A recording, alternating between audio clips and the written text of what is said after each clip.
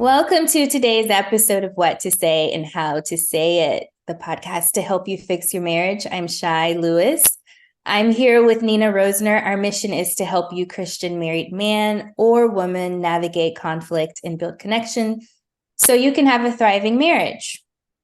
So today our topic is what to say when you are falsely accused. So we know that accusation is a tool of the enemy. It's been around since the beginning, and scripture tells us the enemy is the accuser of the brethren. In Revelation, it says he accuses them day and night. So this is something that, has been going on from the beginning of time, and it's relentless. And so we're going to talk about that today and, how that shows up in our relationships and what you can do about it. If you don't do this well, you might miss an opportunity to show up with integrity around your identity and beat the enemy at his own game. All right. So, Nina, what are your thoughts around accusation? I don't know if you've ever been on the receiving end. Maybe you've been on the giving end, but it can really sting. It can feel anywhere from shocking to debilitating and just really knock you off balance. What are your thoughts around that? I think this is a really injurious space for most people because it has to do with identity. So we want deep connections with the people that we're closest to, the ones that we love, that we've given that level of access to our hearts, that we want them to know us so well that they would never say something about us that wasn't true. And so when somebody says something that is not true and accuses us of whatever it is, in that moment, we feel so unknown. And so it's a betrayal of intimacy to be on the receiving end of that. And then I think it's full on evil and useful to the enemy when we participate in it. And we all do this, myself included. And I've been trying to quit for years, right? But the culture is an accusatory culture. Like it's you this and you that, and you always and you never, right? Right. Yeah. So I've tried to work those things out of my vocabulary, but even if there's evidence of those things being true, they're still accusations because I don't pretend to know the intent behind somebody else's behavior. And so that might be a mistake. It might look one way and actually be another. My interpretation, my own wounding, my filters get in the way of how I see things. Mm-hmm. So, it's just so smart and wise to ask a question instead of making an accusation. It is one of the most destructive things to relationships. Yeah, you hit on something that I think we need to point out, and it's the why. The why do we do this? And it really has more to do with our own stuff than the thing that we're looking at in front of us. And so I'm wondering what has us so deceived or blind to that? Why is it that we aren't aware of what we're doing?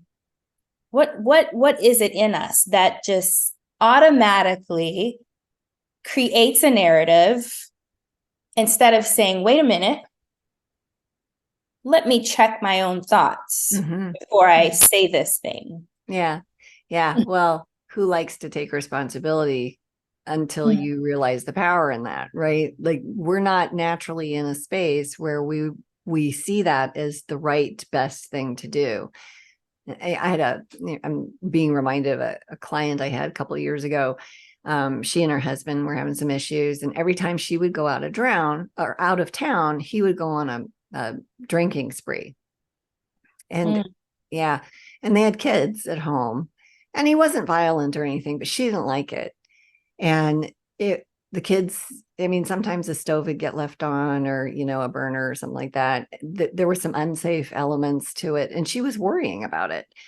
And she had this trip coming up, and she wanted coaching around how to talk to him about her worrying about his drinking. And, in this situation, it was a space where it did affect her because she was responsible for those kids, right? Mm-hmm. Well, had another client, very similar situation, but no kids. All right. So in effect, the situation didn't affect her, except she'd come home and the stuff, that he said he was going to do didn't get done. The house was a mess and all this stuff, and she could make a choice of whether to pick it up or not. But instead of making those decisions, she also wanted to have this moment before leaving. Like, I don't know what's in us, but I have a lot of conversations with people. And it's often women, mainly because I work with women, but it's also men. And the man may want to talk to his wife before he does this thing or is gone or whatever, so that she doesn't do XYZ. And so that's at the core of this, is this thing. And what we don't even realize is that we have this underlying fear. And we're projecting that out there, and then we're communicating around that with somebody else, expecting them to behave badly, projecting and predicting. And so that's in and of itself an accusation. Even if we have evidence that things have gone badly in the past, a better way of approaching it, instead of saying, I'm really worried that you're going to drink this weekend, and, the laundry's not going to get done and the kids aren't going to get fed or whatever, who's going to enjoy that conversation? And does that give them a reputation to live up to? It's like, basically you're communicating, you've been such a loser in the past, I kind of expect you to do the same thing all over again. That's not really respectful communication. And so instead, in a situation like this where, there's some, both are being impacted by it, then her response could look like, hey, I'm just wondering how things are going to go this weekend while I'm gone. What kind of expectations do you want me to have around this? And then he's able to say, or she's able to say, whoever is the one that's there, well, these are my plans. This is what I'm going to work on, and da, da, da, da. And then you can be like, that's awesome. Great. Thank you so much. I can't wait to come back and see you. I hate them and be gone, and I'm going to miss you, all those things. So what we're giving voice to can either be fear and accusation, or it can be bringing life to somebody. So saying to someone, I believe in you, is so much more powerful than criticizing. Anybody can do that. Anybody can complain. Yeah. Most do, right? Right. Yeah. I was reading somewhere that we often jump to criticism because it is just easier than doing what you just explained. Mm-hmm. Expressing the need, expressing the concern, which takes self-awareness, self-control, and all the things. So it's work. Mm-hmm. But criticism is the thing that most of us do first. Mm-hmm. And so, yeah, it's so amazing how, if we could just get our first reaction, first response, if we could just do the work, and get that part right, how much damage we could avoid. Mm-hmm. So let's talk about if you're on the receiving end, because I hear what you're saying is a better way if you're the one that is tempted to accuse. But what if you're the one that's on the receiving end of the accusation? Mm-hmm. And, it's, startled you, it's kind of knocked you off balance.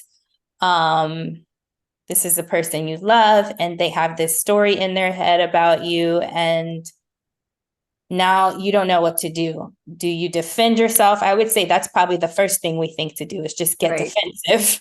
Yeah. Or, maybe a better way. Yeah. I love that secular psychology has already tackled this. And I love that Jesus also tackled this in the Bible. The word tells us not to take offense. So when we're defensive, we're taking offense. It tells us to be quick to listen, slow to speak, and even slower to become angry. So we've got instructions around this. In secular psychology talks about, integrating your shadow, which is realizing that this bad thing is within you, right? So understanding the nature of man is whoosh, not good. Both Christianity and secular psychology understand that. And that's, having that awareness that we're not Jesus, that we're not perfect, but we house the Holy Spirit. We are the temple, and he's chosen to get his hands and everything about him messy by coming and dwelling with us. Like, wow, that's an awareness that's earth shattering and should daily bring us to our knees in awe. But when we're interacting with somebody and they accuse us of a thing, that desire to be known is what usually gets triggered, some childhood wound or whatever. And this is to your point about doing the work, right? Get to the bottom of that stuff through healing prayer. And that's our method of dealing with that, coaching, and rise above that. So you're not triggered. And then you can interact with things differently. So in 100% of the couples that I work with, I mean, it's really wild to see this stuff. I work with them separately, the guys over here and the girls over there, because there's no use putting two people who have completely different vantage points in the space to talk about the thing, unless you have a real solid strategy around that. And most of the time, people need to be in a different space first. So we start separately. And so it's inevitable. One of the spouses will say, well, my husband or my wife said this thing to me that, you said that I XYZ, or you did this thing. They'll accuse them of something. And the other person is 100% sure they didn't do it. Like that's their truth. They did not do this thing. They did not say this thing. They're 100% sure of that. Okay. So their reality is an absence of those words. Their spouse's reality is, I heard those words from you. Okay. Okay. So here's what's true. Both of them are right. And you're like, well, how can that be? Right. Yeah. So what happens with people is when they feel defensive, they call it being triggered for a reason. Those old memories, those old injuries pop up, and their dad, telling them you're lazy, comes into their mind, but they hear it they're looking at their spouse. And so they hear that through the spouse, right? Whether the spouse says it or not, but that's their reality. And they really believe that that's what happened. Okay. The other side of this too is that, you can't say that the enemy has no impact whatsoever. We sometimes do and say things that we don't know that we did. And if you're under 30, you probably don't believe me, but as you get older, yes, yes. Like I'm 56, I'm 100% sure I closed the gate, to the street this morning. And I walk out there and like, oh, I'm 100% sure I closed that, but that is clearly open. And I'm the only one that could have opened it. Wow. How is that real? Yeah. And it's the only possibility. Like, you have more of those moments as you get older. It's terrible. And so what do you do with that? Well, you have to recognize that the goal of accusation is separation. Wow. So if you're going to use you language at your partner, you're separating that person from yourself, even if you're right. And so there's a couple of things we need to do with that. First one is if we're being told, you said I'm lazy, then what we want to do is, if we're triggered, if we're emotional, we want to go handle that with, we have that steps process, go get coaching or whatever. We take a break from the conversation. You don't engage in this stuff when you're emotional, because that's just, hello, let's just have a bad time right now. That's how that goes. So you put a break in there. Hey, I love you.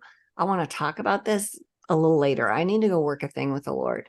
And you get away and you walk through, what am I feeling, and process that.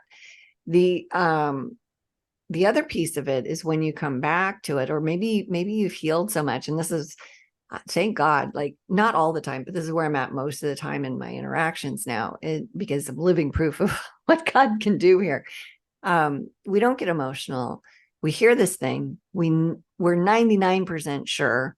If we're under 30, we're 100% sure, but we're mostly sure we didn't do that thing. But we know that that's that other person's reality. And we have compassion for them, even though they're angry and mad and hurt and saying stuff. And so what we do with that is, okay, so you heard me say that you are a lazy person. You heard me tell you this. Well, and then you have that conversation, whatever that looks like. And you don't know until you go there. So tell me more about what I did, what I said that's communicating that to you. Because a lot of times people say, well, you think I'm blah, blah, blah, blah. Okay, so tell me what I'm doing or saying that's communicating that to you. Like, how do you know that? Well, Yeah. So I'm thinking about this conversation play out, and I'm thinking the person saying that has to have humility. They have to have a lot of humility to offer, even if they know they're right, like, or think they're right, like you said, or they're under 30 and they're 100% right. Like, they have to have the mindset to say, even though I know I'm right, I am going to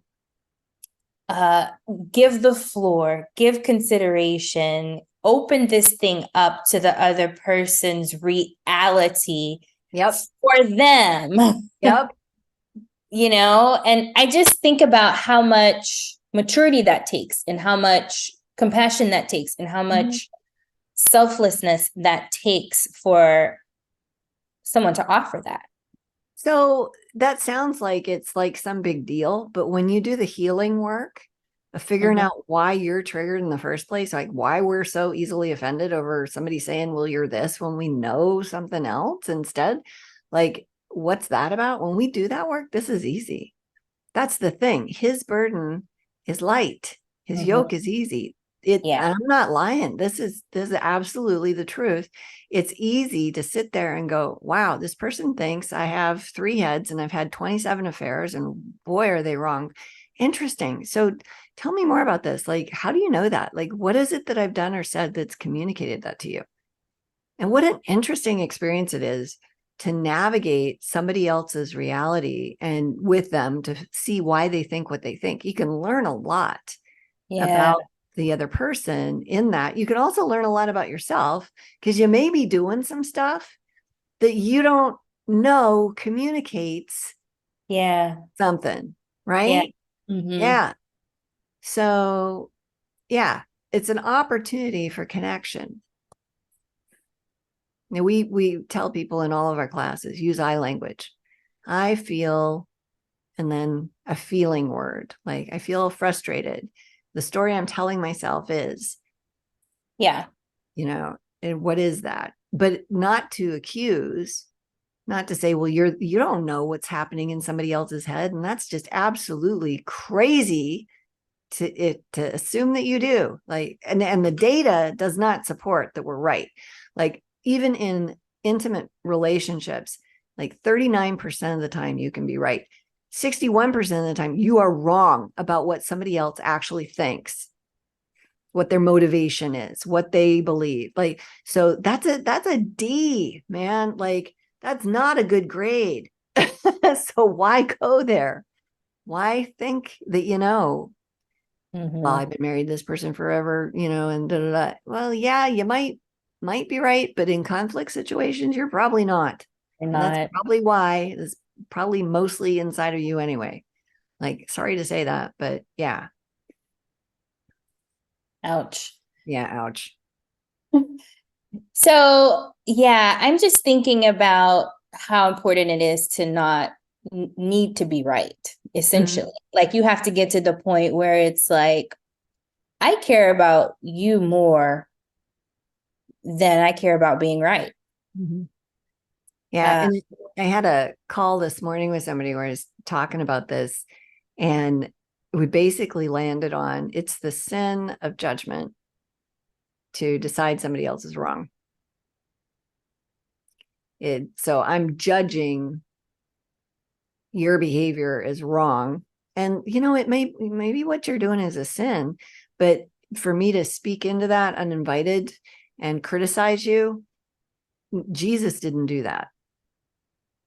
yeah. He didn't come, and he told us not to judge, to be careful with this stuff. And yeah, so that, what is that within us? Well, it's usually a projection of something we need to deal with within ourselves that we're not wanting to look at. So we're going to put it on somebody else. Yeah. So good. So what about when the stakes are high? And I don't know, maybe this has been going on for a long time and they can't break the cycle. And there's just ingrained in them that this is who this person is, regardless of the evidence, regardless of, the attempts to correct. Um, is there something that you can do in that place where it's like, if you don't stop saying this, like just say an affair, if you don't stop accusing me of having an affair, then I'm going to have to make some different decisions? Is that helpful to do in those moments to maybe turn this thing around and wake that person up to the stories that they're believing, the lies that they're believing?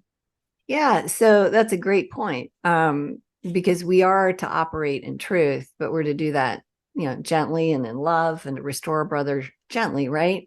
And so respect really, really matters. And so if we can realize that this other person has a reality that's real to them, Mm-hmm. and we can say, okay, that's what's real to them, and then be curious about that and ask them questions about it, then they can bring forth all of their stuff, and you can go, okay, that's interesting. I didn't know that you thought that. And you know what? I can see why you would think that, sitting where you're sitting, looking at what you're looking at. I can see why you would say that. If you're interested in hearing my side of this, I'd love to share, because what you're telling me isn't true. But you're welcome to think whatever you want to about me, and you let it go. Like that's, yeah, that, because we don't need to waste our energy with people that continue to whatever. And if they keep bringing something back to us and say, you know what, we've talked about this. You haven't had any interest in hearing my side of the story. You just want to keep accusing me. I'm not interested in that. What is it that you need from me to be able to move past this? Mm-hmm. Mm-hmm. Yeah. What is it you need to be able to forgive me for this thing you think I've done? Maybe they say, well, I need you to own it and apologize. And you can say, well, I can own that I did this and this. I can't own that I had an affair. I can't own that I was whatever. You're truthful. You can own what you can own, but you can't own something that's not true. And say, it makes me sad that you think that, Mm-hmm. but we're going to have to agree to disagree. And I'm going to pray that you're able to forgive, because you're believing something that never happened, that isn't true. And I'm not going to talk about this any further with you. Matter of fact, if it comes up again, I'm going to leave. So it's up to you if you want to keep trying to talk to me about it.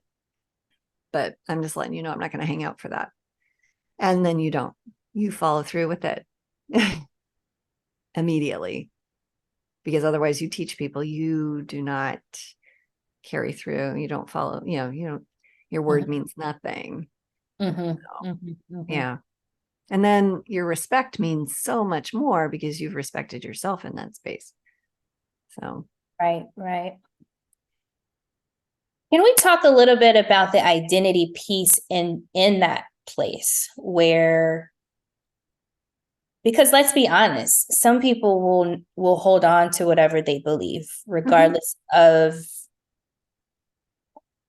boundaries, Oh, I regardless of know. Yep. evidence, Yeah. and they will just never Yeah. get there and Yep. refuse to forgive. And so how do you get to a place where you're okay with that? Because you would hope that setting boundaries would bring the level of the relationship to a healthy place. But sometimes that just doesn't happen. Yeah, exactly. And so what happens in those situations is you just got to move on. People are going to think what they're going to think. And that comes with this territory, brother against brother. I mean, like, that's a thing. It comes with the territory. You're sharing the sufferings of Christ. Like, I don't know anybody that was more misunderstood than he was. And as we look at being a believer and moving forward, we have to know that's going to be part of our journey. So we're in good company. Mm. And I'm not saying it doesn't hurt. Like, there's people I wish thought differently of me than they do. A handful of folks over the last 50 years that think I've done something, whatever it is, pick your thing, for each person. There are 3 people that think I did a thing. So there's 3 relationships that aren't in my life anymore that I wish were, because they believe something. And I've done my best in that space. And yeah, it would be nice if they thought differently, but that's part of the territory. I can't control whether or not somebody else forgives, stays in connection. They can only do what they can do. I can do what I can do, but I'm going to operate in truth in that space too. So part of this is just having all of it open-handed. We can't hold too tightly or need. I mean, we're supposed to serve God and not man. And so the opinions of people, I don't like the phrase "don't matter," because we're to be at peace with everybody as it's up to us, But when it comes down to how I feel about myself, yeah, it doesn't matter. Yeah. Yeah, I know that the team that I'm on makes a lot of enemies. Yeah. Even when everybody's operating in love and doing their best and showing up really well, they still make a lot of enemies. That's real. And sometimes you can't get past that with relationships. Yeah. And I think the important thing here too is for those that are tempted to try to get on the other side of the street and control perception. You don't have to do that, or fix the situation. You don't have to do that. You can be at peace with, as much as it depends on you, with all men. And so I love that. It's not always the place where we want to arrive, but there's some things that only God can show us. Mm-hmm. And I think about your example about how when a couple is seeing things differently, how deception can be at play, somebody's not listening to the Lord, and how oftentimes God will show them eventually, what's really going on there. Oh man. Yeah. I had a situation years ago with someone that was a best friend to me. Like, we were really close, sisters wise. And I wrote the respect dare, and I didn't tell her that I did it. And she was furious with me because she didn't think I should be writing a book. She thought it was the wrong thing. She thought I should have asked her. She was just really angry at me about that. And then there were some other things involved in that. And oh gosh, it was hard to take the high road and, get told off a few times. And 7 years later, like, I didn't defend myself at all. I listened, I validated, and, she walked away. She was done. And 7 years later, she came back to me and apologized. She was like, I was really out of line with that, and I'm sorry. And I was thankful. And I'd like to say that the relationship picked up and, was all fixed and all shiny and better. But she'd moved and we aren't connected anymore. And I think the possibility is there for sure. But that's another thing, is you got to do what God has for you, regardless of people's opinions, because there's always going to be that, right? Right. It's always going to be people's opinions, and we're all useful to the enemy to keep others from doing what God's called them to do.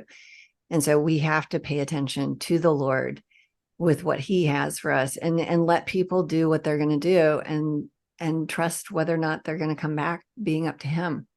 It happens. It does. Yep. Yep. And that's where we have to, like you said, hold it all loosely and trust God with it. He's the one that manages hearts. And so there's nothing really in the what to say department that he doesn't know or know to do in that situation. So, all right. Well, this has been very good. Lots of tips today. If you're in a situation where you've been falsely accused, try not to engage if it's emotional. If you're emotional, the person's emotional. That just adds fuel to the fire. Chances are there's some projecting happening going on. There's some storytelling, some predicting that has nothing to do with you. Know that the enemy is probably lurking around somewhere, and that his goal is to divide and separate. A better approach might be have some compassion for the person and recognize the struggle that is happening within them, and set aside your need to be right or prove them wrong. Some things you can say. I can see why you see it this way. If you're open to the truth, I can share. In the end, it may not go the way that you're hoping, but know that you're in good company and that you can still have peace around the situation. And prayerfully, somebody will hear from the Lord and come around where there's opportunity for reconciliation. So what will you do with the information you have today? We invite you to check out our website, greaterimpactwives.org. We have a free PDF for you to download called 5 Tools for How to Stop Walking on Eggshells. We also have an e-course for you to sign up, and we have some coaching products available for you. If you enjoyed today's episode, we invite you to like and subscribe to our channel. And yeah, we'll see you next time. Thanks for joining today.